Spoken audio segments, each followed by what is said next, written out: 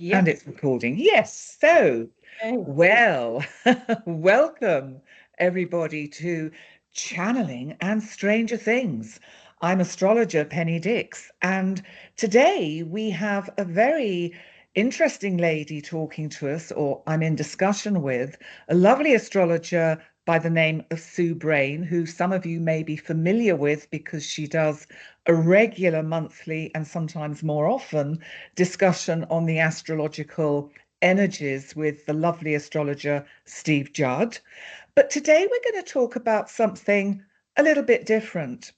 We're going to look at not just a sort of reincarnation, but the concept and where it came from about the continuity of the soul in all its many forms, and we will probably find that we will disappear down several rabbit holes, which I will endeavour to pull us back out of. But with no further ado, let me introduce you to Sue Brain. Hi, Sue, and welcome. Oh, thank you very much, Penny. It's lovely to be here.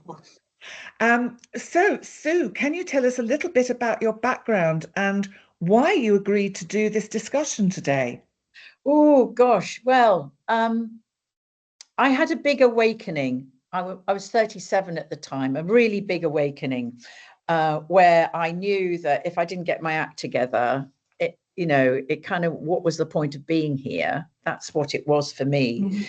And that led me on a massive journey into understanding who I was, why I was here, and kind of where I came from. And I think that's been the journey really of my whole soul's evolution, this kind of hunger to understand what on earth all of this is about. And that's really led me into studying the concept of reincarnation and understanding the repression that actually really how I'll just rewind that a bit, that astrology and reincarnation are completely intertwined. If you understand astrology, then you understand the concept of reincarnation. I can't tell anyone it happens, but it's definitely opens the door to sort of discovering it, or contemplating that it really could happen.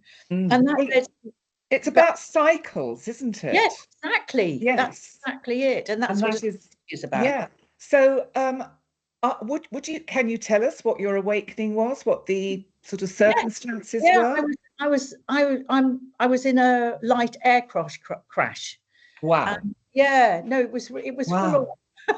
But what was so interesting is my life was completely, I couldn't, I was so unhappy, so lost, so pretending I wasn't.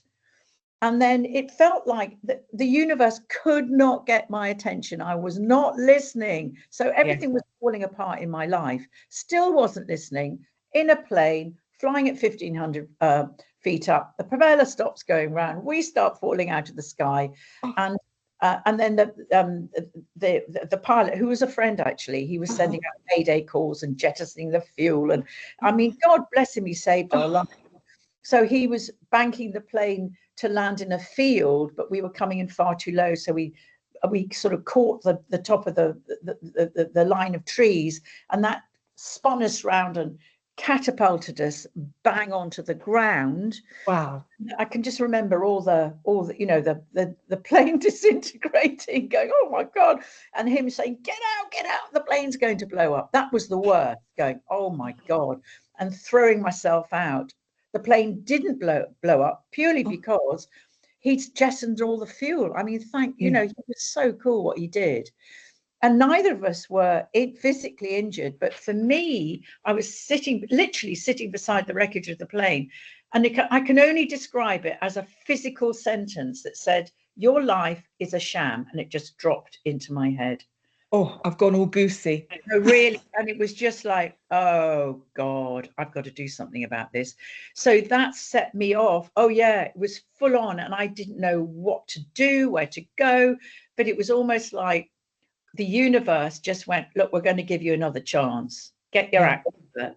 And it systematically led me along a journey which I had no idea about before the plane crash. So it led me to go and train with the Elizabeth Kubler-Ross organization as a life, death and transition facilitator. And I just loved Elizabeth's teachings. Was if you can't live, you can't die. And if you can't die, you can't live. And that set me off on this massive journey of trying to find out who I was, why I was here.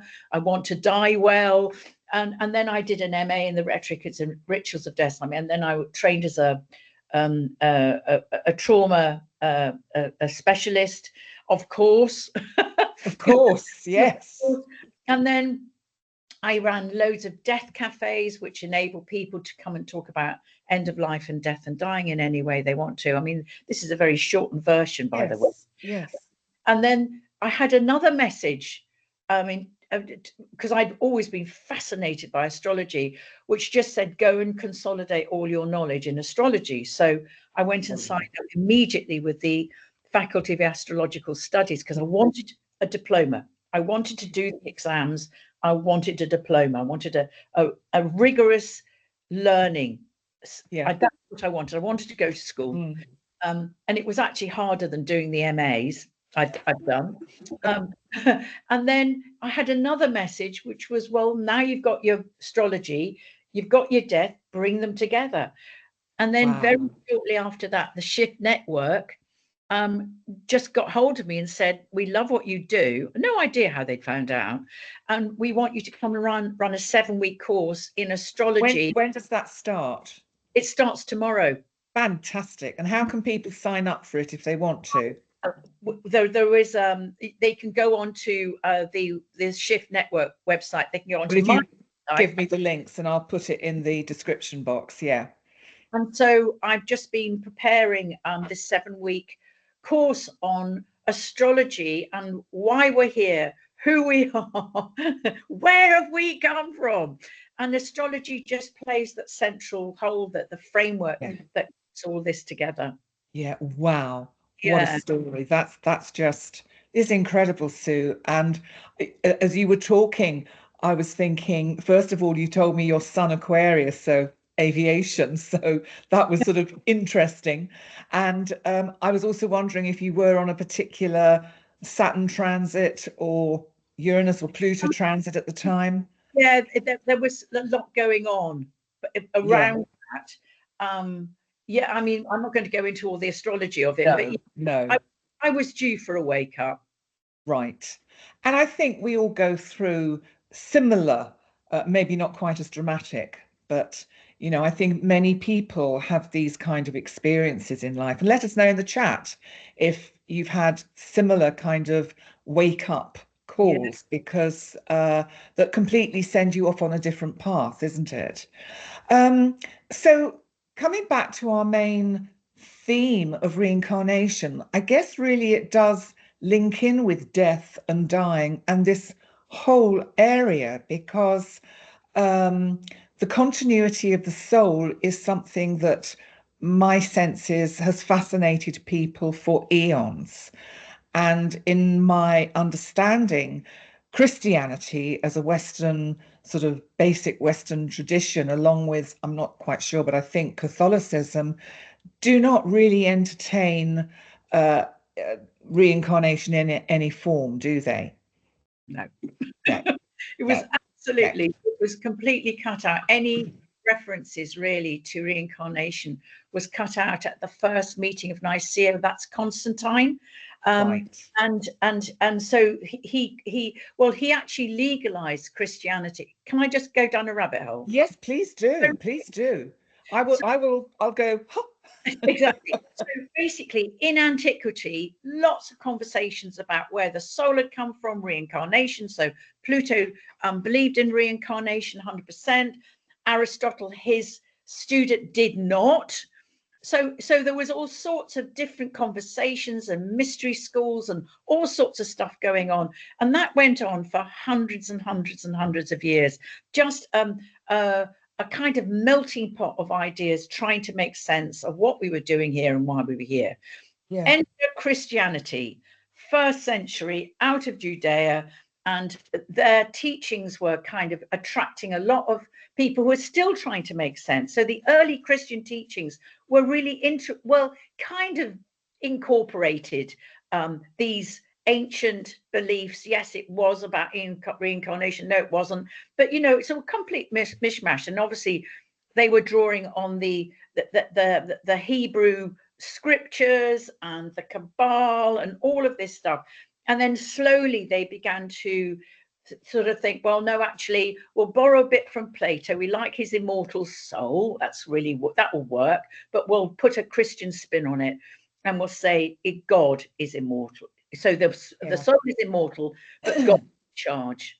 Was it to control the masses at the time, do you think? Because maybe they needed us to fear death so they could have some control over us. Control was definitely involved. This is where we have to bring in Constantine, because he was a general, and he had a vast empire, and everybody was all over the place with whatever the beliefs was going on, and he had a vision on an eve of a very important battle of Christ. This is the myth, and because of that, he won the battle. And then he went, well, I'll tell you what, this is a really cool thing. I'm going to legalize Christianity, bring it out of the shadows, because it had been a really persecuted small sect. Yes. Out of the shadows, and I will make this the accepted religion in my vast empire. And that will bring everything together: politics, social communities, belief systems, everything now will be in the Christian pot. So what he did, he legalized Christianity in 313 CE, and then in 324, I'm pretty sure it's 324, he then created the first meeting of Nicaea, where all the Christian, whoever they were, came together and said, what should the Christian doctrine be? It's this. So they locked that down, but they locked out reincarnation, because for the Christian understanding was only God could judge the soul. Nobody else could. But if you're busy reincarnating, you don't need God, because you're doing it yourself. And that was not what Christians wanted. So control and hierarchy, really, isn't it? Yeah. Power, control, and hierarchy. Yeah. And then, of course, they put the priest between the person and God. There has to be a mediator. You can't just go direct to God. I mean, this is very, very short. Yes. Summary of it. But that's basically what happened. And then, a whole bunch of other people piled in, and then, But astrology was still being used, very much so, but especially in the medieval days and in the Renaissance, but practically. So it was allowed to be used for creating almanacs, and so farmers understood the seasons, and doctors were allowed to use it to enable them to understand timings for treatments. It was very, very practical, but stay away from the soul or immortality. If you do that, you're put on the fire. And that's what they did. God. Yeah.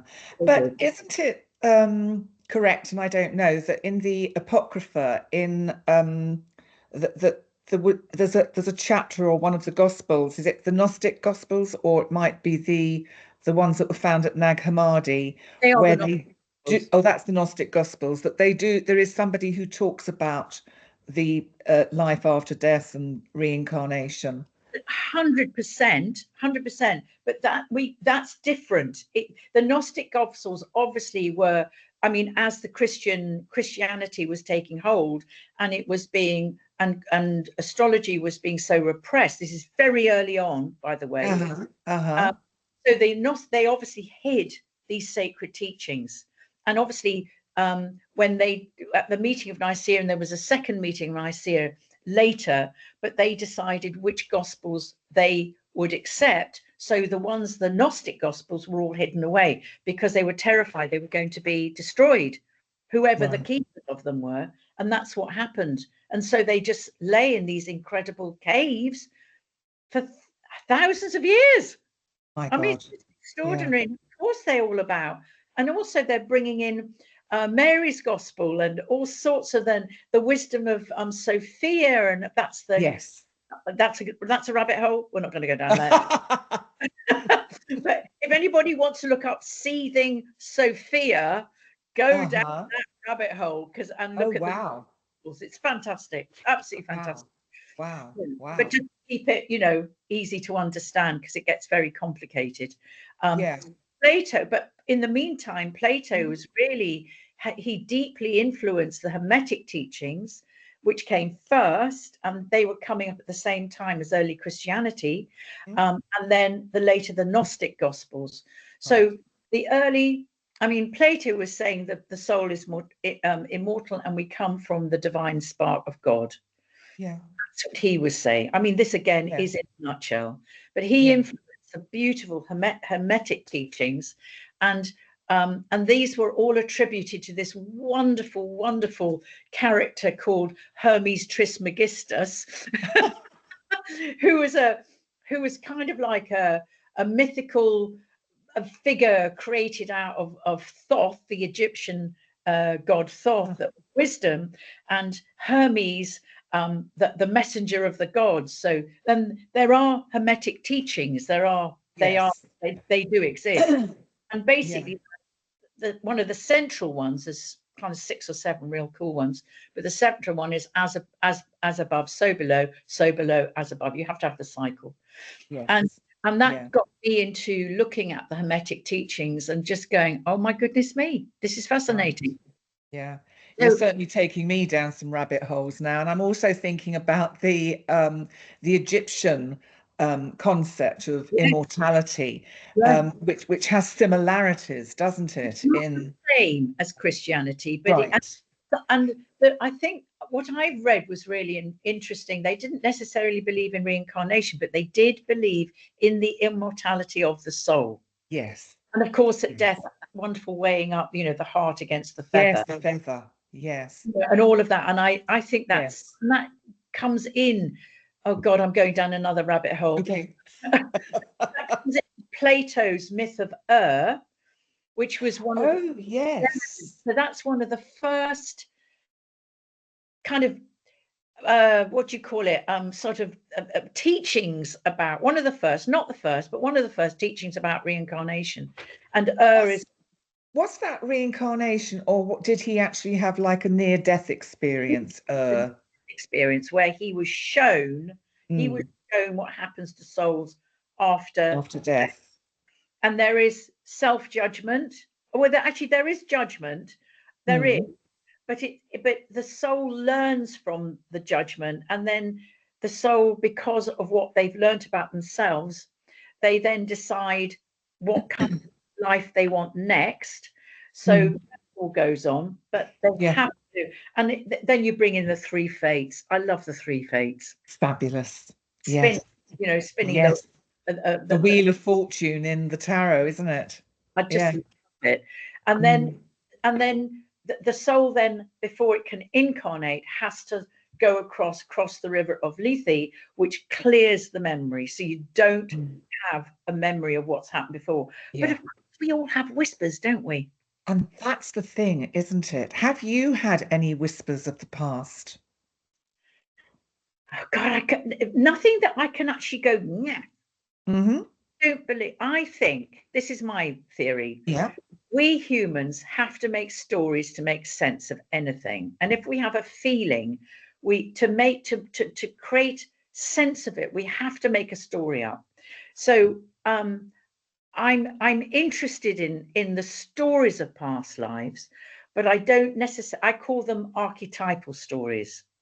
So it may not actually be the story, but it's holding that archetypal energy. So I look when my clients come, because a lot of them are really into this, I always say to them, look, this may not be true, but the archetypal energy that you're carrying in your chart, does this archetypal story resonate with you?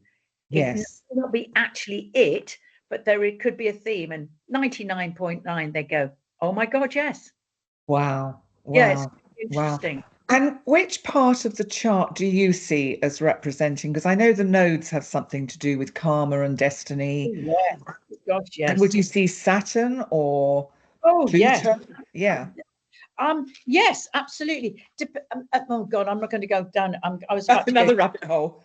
I'm not going to go Which down. would you see Scorpio as the sign that deals with past lives, or Cancer because Well, of the the water ancestry? water houses are really interesting because they Yes, hold the great mystery.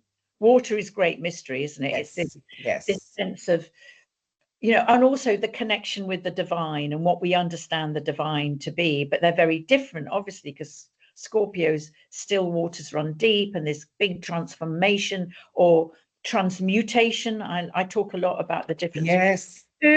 It's very absolutely. different. Pisces is all about the mystery, the mystical, connecting with the divine. Yeah. And Cancer really is about legacy and where we come from. So the Mm.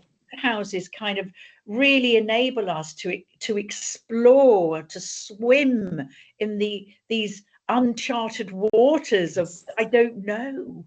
Yes, yes, I understand. I agree with that. And I also think there is something here about the human's understanding of time, because Yes, we are brought up, we are born into linear time, yes. and we have a way of registering time, of reading time.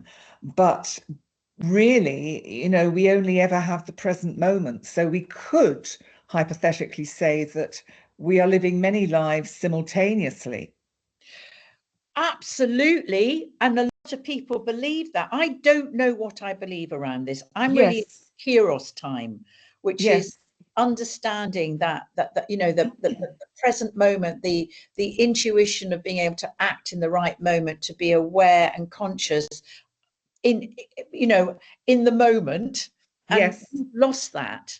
Mm, mm. That's the great tragedy for me. Yeah, And I think because we've lost this our connection with Kira's time, that reverberates around how we're treating the planet, how we're treating ourselves, all the things of this addiction to technology. We've stopped looking up, we've stopped thinking about, questioning, is there reincarnation? Have yes. we been programmed out of believing it? Is there Mm. something more?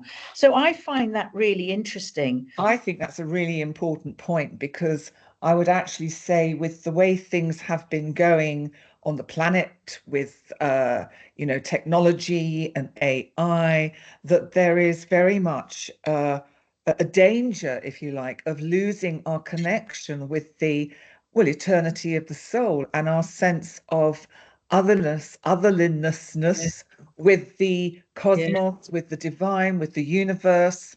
And that's why I think things like, and I wasn't going to bring this in, but I'll just bring it in briefly. But that's why I think things like cosmic Three Eye Atlas are rather interesting, arriving at this time, because I think it's inviting us to look up.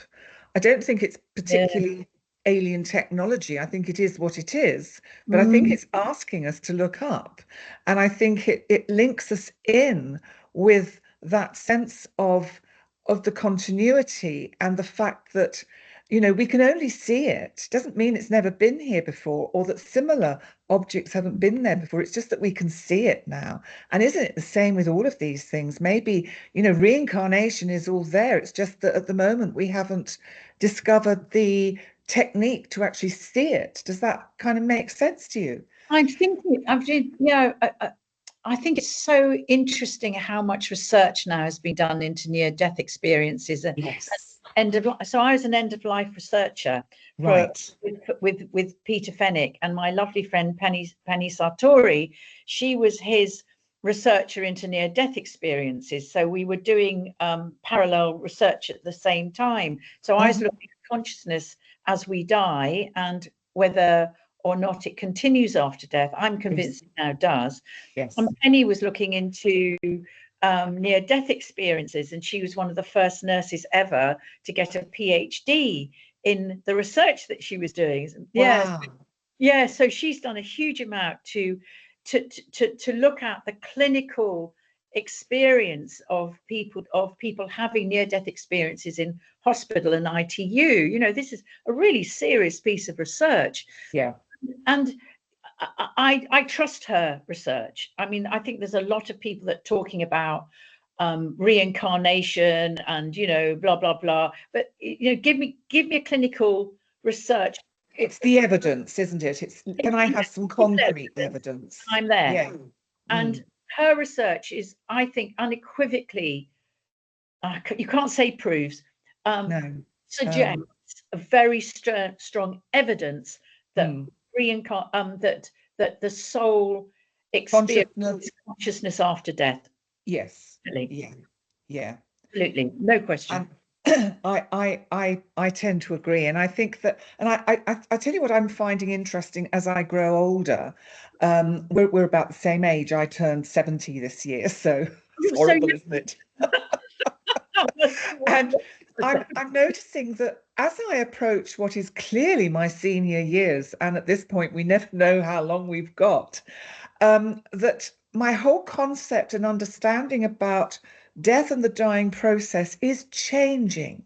So that whereas even 5 years ago it was something I feared, now my whole idea of it has kind of shifted, as if the soul knows to shift your consciousness into a level or a frequency of more understanding and encompassing of it to prepare you for this journey.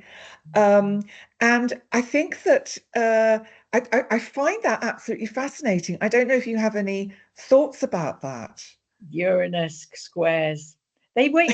Uranus, the last Uranus square, which is age of 62, 63, goes, are you in, or are you just going to carry on the same? And I think, and the other thing I adore about Carl Jung, his teachings are, you know, after your midlife crisis, that's all that Uranus, Pluto, Saturn, Yes. Neptune knocking up, doing its thing. Yes. It's all Yes. really, really challenging aspects there.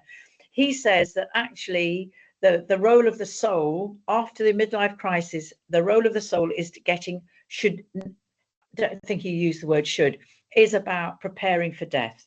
Yeah. Preparing consciously as you go through life. What am I here to offer the world, as truly who I am? Yes. What is why am I here? After your midlife crisis, you start to get it. If you haven't got it, 63 Uranus square, it goes whack. What are you here for? And I have so many clients coming at 63 years old going, help, what am I doing here? Just go, let's have a look at your chart. Yeah, I think it happened a bit later for me, interestingly, although it may have been part of a process that had started. Actually, I think at that age I broke my ankle and moved house, so that's quite interesting. I wanted to go back to the UK, but it didn't happen then. I'm hoping it's going to happen this time round. I haven't broken my ankle though. But at 65, when we had the whole lockdown thing, that was my really big wake up call. I either do it now or I don't do it at all. This is Last Chance Saloon. Started the YouTube channel, started my business. My astrology teacher at the time said, for goodness sake, just go out there and start doing charts. You don't need to keep, talking to me about it. Just do it. Yeah. And of course, then, with that change when I was 65, I haven't looked back in many ways. It's been an extraordinary process, which I can sense is still only just unfolding. So, in many ways, we live many lives within the one life, don't we? Some people do. I'll not say everyone. There are some people that, I mean, that within a what I call a very fixed life, they have experiences, but it's quite channeled into this sort of fixity. Yes. And especially people who've got mutable ascendants. Oh, that's interesting. Oh, absolutely. They have lots and lots of different kind of experiences because they're here to adapt and to be flexible. And they often get really misunderstood because they don't want to stick at one thing. They want to go and explore things. And they'll go, oh, that's a really nice looking sweetie shop over there. Oh, there's another one over there. And then they get very criticized because fixed signs are going, no, you've got to stick at one thing and see it through to the end, even if it's, you know, flogging a dead horse. And the cardinal people are going, no, you've got to go out and create your empire. And the mutables are going, I don't want to do that. I just want to go, I just want to swim around in life. So the ascendant, I think, is a huge, well, it is the landing space, according to astrology. Melanie Reinhardt is brilliant on this. And for anyone who's interested, that's her book. Okay. Oh, fabulous. I don't know that book. Fantastic. Right. And she talks about the whole concept of the ascendant, the landing, the elements and the role that they play, and also looking at obviously the moon's nodes. And Martin Schulman, here he is, done a huge amount of research. Fabulous. It's really hard to find these books now. Okay. But he's done a lot of research into retrograde planets as being a kind of a signal for what you need to pay attention to. So if you have retrograde planets, what happens is that you're asked this lifetime to go back over it again. Right, that makes sense. For example, let's say you've got Venus retrograde, you are really being asked to go back over what love is for you. Yes, that makes sense. You know, haven't quite got it. Saturn going over what discipline means to you. Haven't quite got it. I've got that in the 4th house in Scorpio. Oh, have you? Retrograde, so how's that worked out for you then? I think it's actually been very tough. I think it's been tough with trying to find the right level of relating when my father was alive. Really, really tough to you know, I loved him and hated him at the same time. And he was a bit of what I'd call an absent father, because he was always at work and I was in bed. Obviously, as a child, I was in bed by the time. In those days, children used to go to bed at 6 o'clock. Do you remember? Yeah, I do. And I think now they stay up till midnight. God knows what they do. And so I think it has, and I think it's been very tough for me in that sense, in just forming good relationships with men. Actually, you know, it's been tough. Yeah. Well, you know, that's disciplined dad in the 4th house, but when it's retrograde, there's something here, especially about paying attention to your what discipline means to you. And you may be over disciplined and wanting to rebel, but Saturn's going, no, you can't. And all of, and that's, you know, that's the journey of your soul. That's the wisdom that you had to learn. And talking about journey of the soul, where do you see the South Node as being in part connected with the reincarnational cycle of, you know, supposing you have, which I haven't got, but you know, the South Node in the 7th house, is it more likely that you would meet someone that you've been with before, for example? You can't sort of just do blanket, can you? There is that potential. There is potential, but maybe you've got to work through and actually separate out from them, or the themes that they come, or that reincarnational theme in the 7th house to do with relationships. Because obviously 1st house, North Node, is I need to be me this lifetime. So relationships for people with a South Node can be difficult because they can feel trapped in them. But when they walk to the North Node and go, do you know what? This is how I want to express my life. But all their whole theme, their lifetime theme will be relationships, because it's on the relationship axis of 1st and 7th house, depending on the sign, blah, blah, blah. So I think that's really interesting. You can't ever say it is in astrology. You can only say the possible themes are. I mean, I think the tapestry that the natal chart presents is a wonderful, really sort of map of the archetypes. And, you know, I'm finding the more I go into the astrology and the more my own astrology develops, it borders on that alchemical process. You know Yeah. what I mean? It's a very interesting development and unfolding, and I can see how, you never get there, wherever there is, to being the sort of, the best astrologer or the one that knows it all, because you don't ever. Never. Oh my God. Never, ever, ever. In No. fact, the older I get, the less I realize I Yeah. know. It's incredible, isn't it? It is It's lovely to get to incredible. that point. Yeah, Yeah, yeah. I know nothing. Interestingly, I had one of the reasons I chose Gozo, which is where I'm living, which is the small island off Malta, to come and live in. And I moved here 21 years ago. And that was with my mother because she had a stroke and I was her full-time carer. And I decided to do it here rather than in the UK, which actually worked very well. But I had, when I was 12, a past life memory, Mhm. vision in Gozo, and it Ah, was in a particular part of Gozo, which is known as Tachench, which means house of Chench or area of Chench. And there are some ancient Neolithic cart ruts there. And I had this, just like, you get those flashes. And I was sitting on the side of the cart ruts, and a cart came along, and my brother was on it, and he just waved at me, and it's as simple as that. oh, wow. It's never Wow. gone from me. Yes, isn't that And it, interesting? it is interesting, and I find that if I need to sort of recharge my batteries, I go Yes. there. It's like, Yes. this is my space. This is where my charging port. It's, yeah, I've just been reading. I don't know if you've heard of Peter Kinsley, but No, I haven't. Oh no, I think I have actually. he's Yes, a I have. modern mystic, and he's talking Hmm. about how he just was allowed himself to be led to the Middle East, various parts of the Middle East, and how he Yes, realized that probably that's where home, true home, was for him. Although he didn't, I mean, I haven't got to the end of the book yet, but yes, I'm talking about this incredible feeling of home. I've never had that.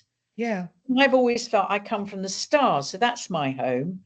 yes, So, and I always felt I'm just yes, passing through. But all of us have a myth yes, kind of makes yes, sense of it. And some people are very attached to here, and I think they're more attached to reincarnational stories, and yes, others are perhaps more attached to where we come from, or yes. that makes more sense. So Mm, you can't, everybody's different. There is no one, yes. shoe fits all. It No, you have to find your own way with this. yeah, very much, very much. We've got about 5 minutes left. So, in the last 5 minutes, are there any burning rabbit holes that we haven't Oh, gone down that you yes. think would be would be really good to explore? Chiron. Oh, bringing okay. No, we didn't bringing the talk about past, him. bringing in the wound of the past life, absolutely. Wow, and yes, and again, Melanie Reinhardt talks a lot about Chiron. Looking at so esoteric astrology that focuses on the moon, the mother, the body, the past, the memories. So that, let me think.